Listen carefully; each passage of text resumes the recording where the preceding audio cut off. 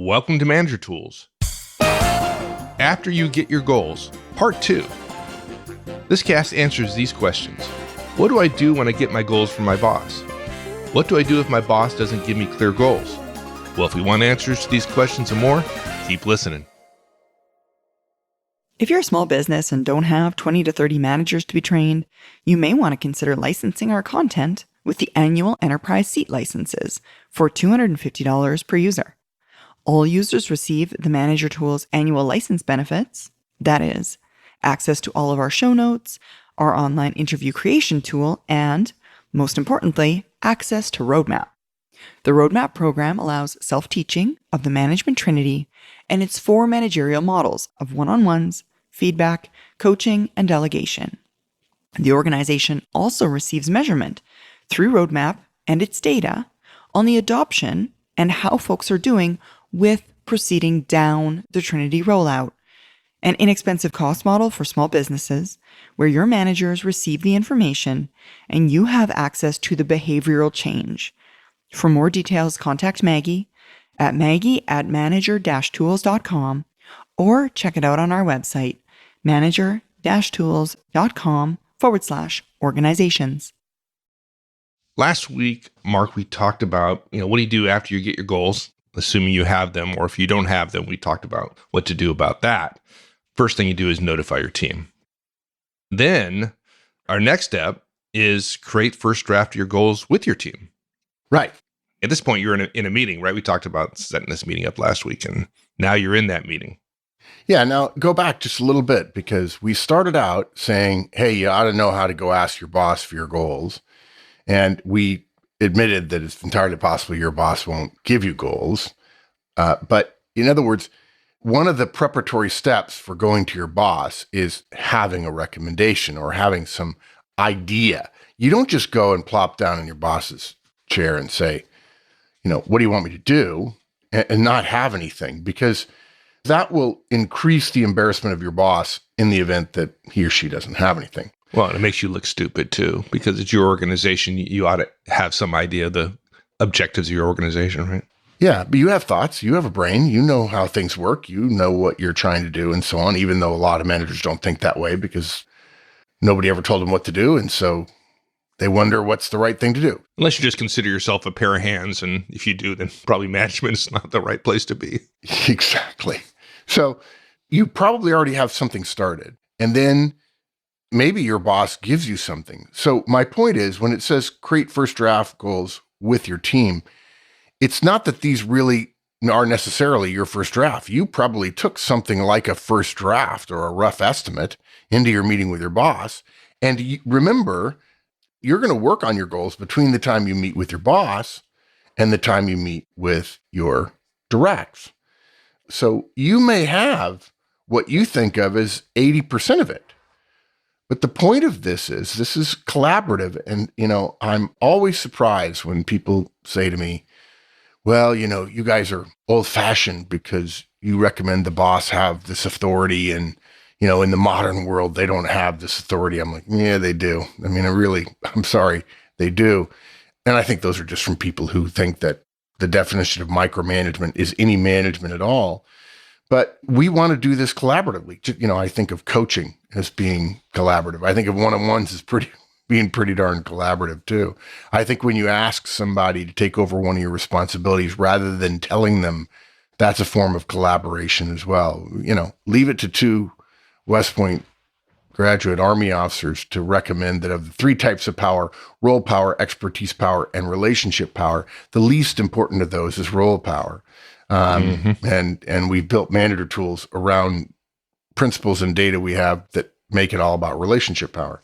So when we say create first draft goals with your team, we don't mean that you don't have any work walking into this meeting and you don't have any first draft goals. I'm suggesting that the work you've done before, you might think of them as draft goals, but they really aren't goals for your team until you collaborate with your team on them.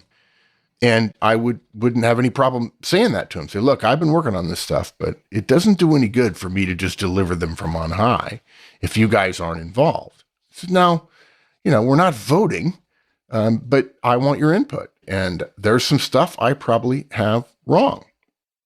Okay. So, we sent the email, says, take some time, think about this, bring your work that I asked you to do, and we're in our meeting. You start by briefing them on what you've done before your meeting with your boss, since your meeting with your boss, trying to tighten up the goals or the efforts or the initiatives, whatever. We're going to turn them into goals, but the form of what you have may not be that precise. And frankly, that's okay. Now, the rougher your raw material is, maybe you're going to have an extra meeting. We'll talk more about that in a minute. You shouldn't assume that magically this is going to happen in one meeting, but I've seen it done. And, the higher you get up in the organization, the more complex your organization is, the longer it may take. But generally speaking, the higher up in the organization you are, the people who work for you are smarter about these kinds of processes and should be able to respond pretty quickly. And I can't imagine a director or a senior director or a VP not figuring out that if his boss wants to sit down with him or her regarding their goals and what their part of the team's goals are going to be, I can't imagine that wouldn't immediately become their top priority. Yeah, without a doubt. Yeah. Now, I'm going to brief everybody on what I've done to tighten up my goals if I'm the boss. And then we're going to have everyone else brief on what they sent. And yeah, everybody should have read the emails that everybody sent out, that you asked everyone to send out before the meeting with their rough drafts and so on. They should have, but you can't assume that they have. Okay.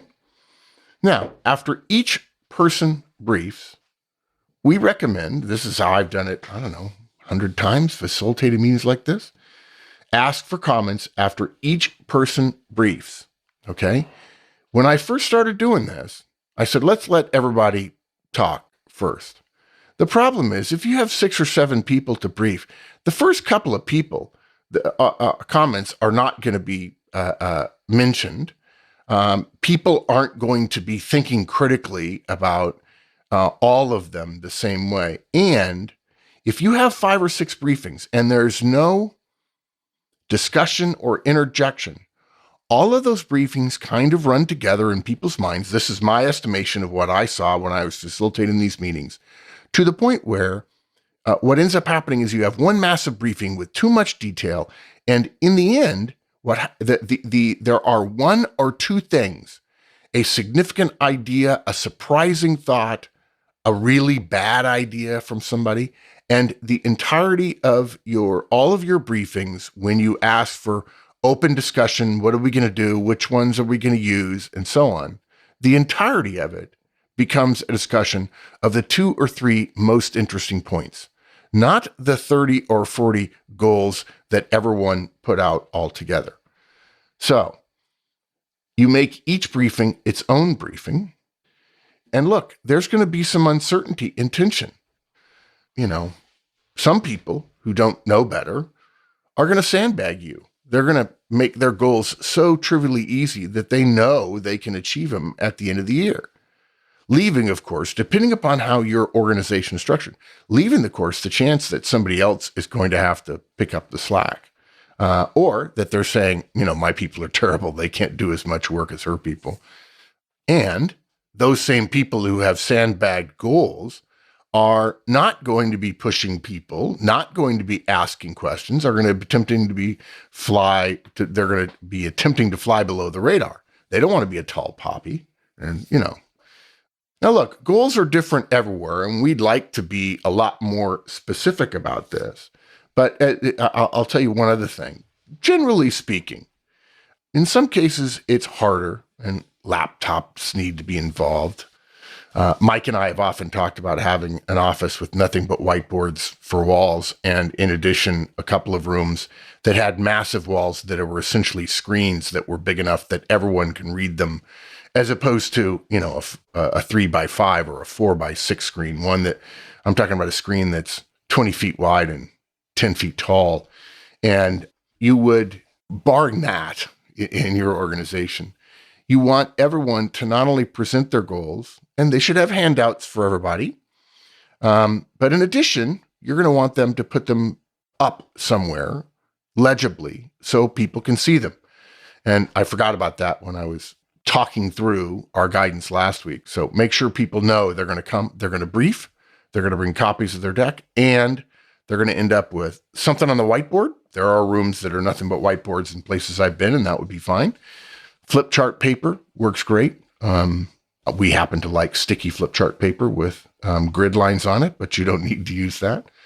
And that way, since many people don't follow the generally accepted professionalism principle of one takes notes, you will end up with a visual record of what everyone did, and that will help remind everybody about the kinds of goals and comments that people made. This just seems terribly inefficient, though. I mean, couldn't I just, I know you love when I do this to you.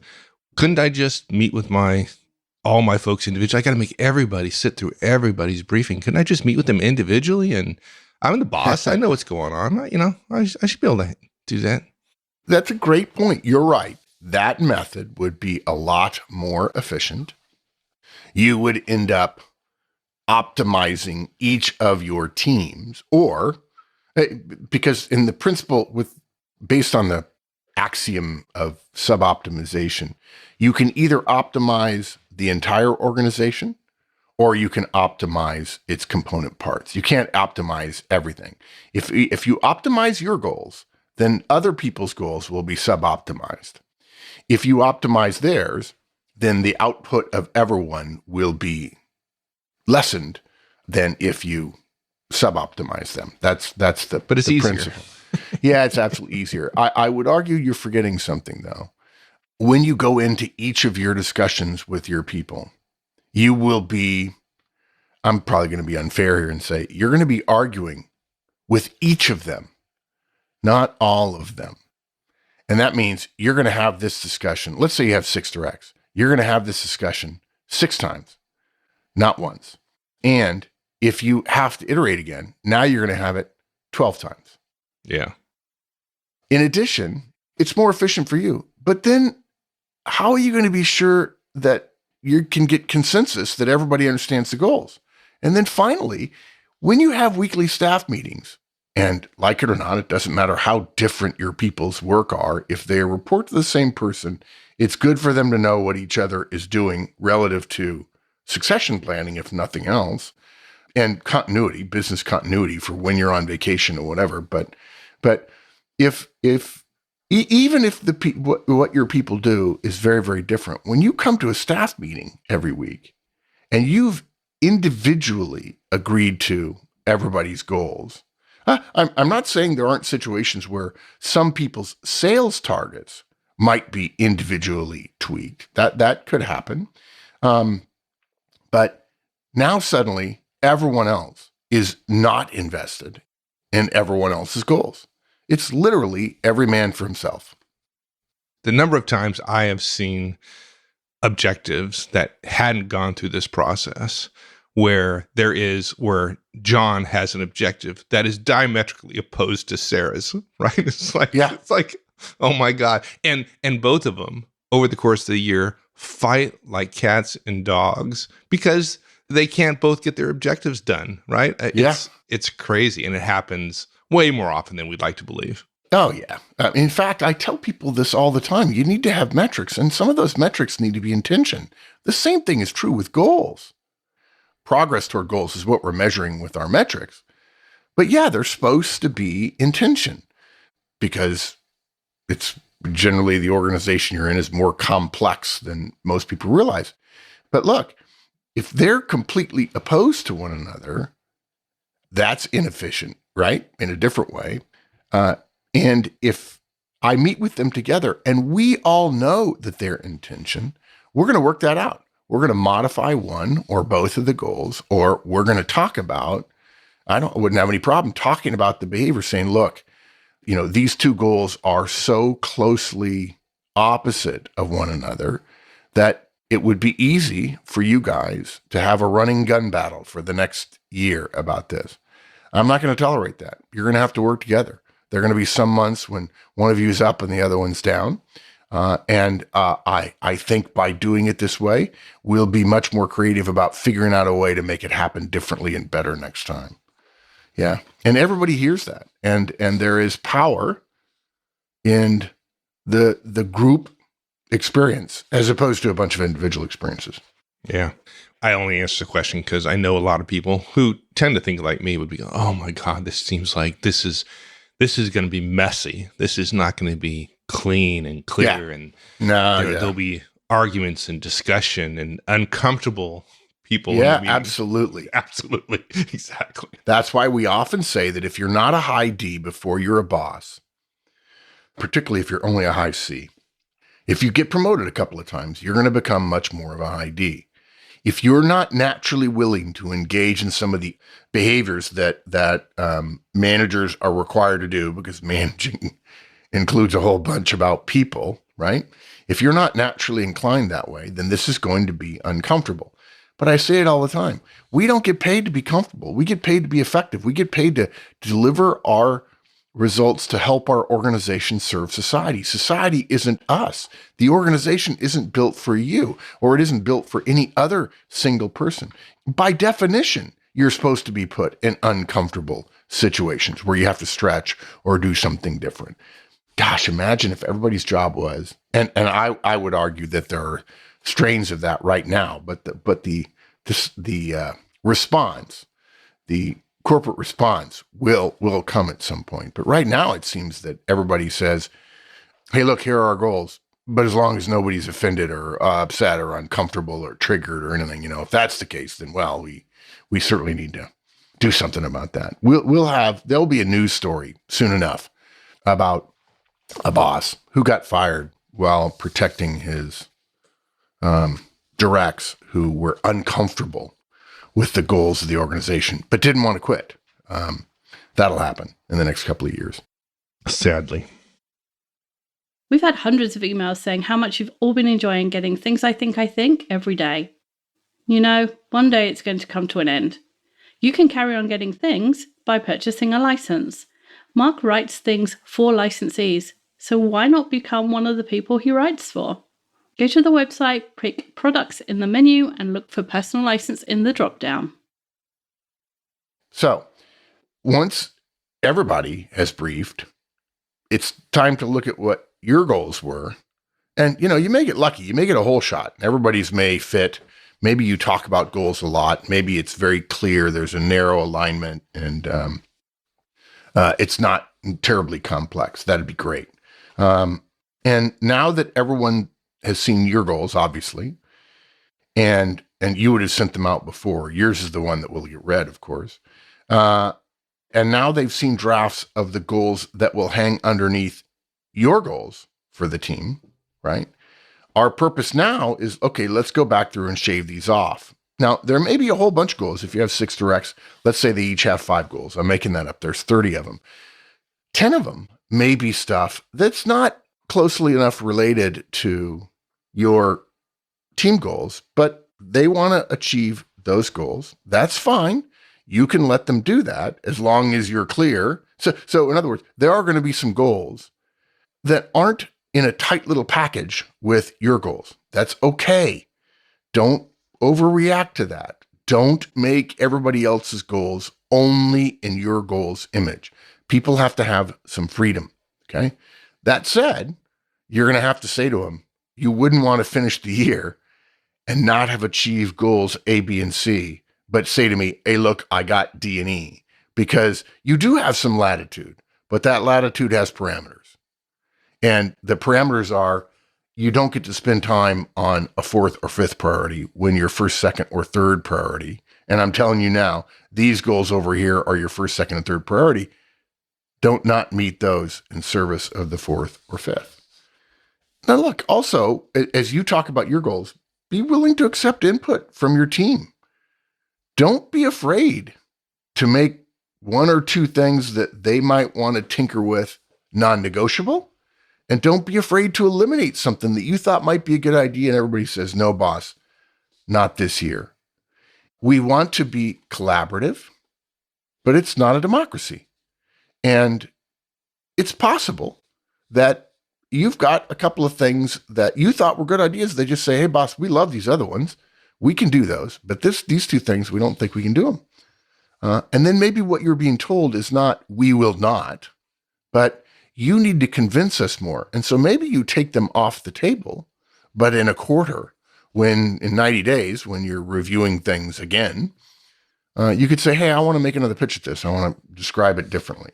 Now, could you at the end of the year say, enough, guys, I really believe this is the way forward. And so they're in there and I'll just manage them really carefully and I'll listen to you guys. But basically, I want to do this. That's fine.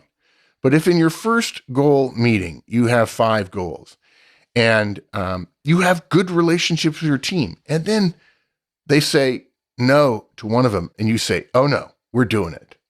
I got to tell you, the moment after that, they're just going to sit there and have you tell them what each of their goals are going to be. And I realize we're talking about, you have to know your people. You have to know them well enough to know what they can handle and what they can't. And I'm not saying that's easy, No. but you'll do worse if you don't follow this framework at all.